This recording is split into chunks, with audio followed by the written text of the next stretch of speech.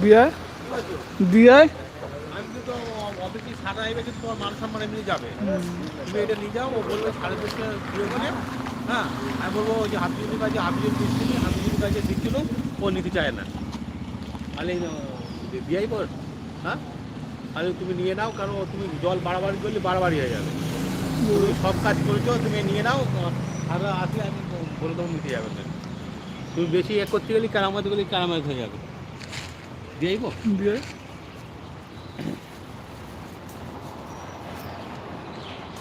ও নিজের ও নিজেই অন্যরকম আনার জন্য ধান্দা করছে। তাহলে এটা নিয়ে নাও। ওনার সময় স্যারের সঙ্গে আমার বলবো স্যার আমি ওই হাফিজ বাবুকে দিতে যাচ্ছি, মারা নেই। তাই কর তো মিস্ত্রি ও দুটো কাজ করেছে, আবার করিনি। তুমি আজ নাহলে কাজ করো।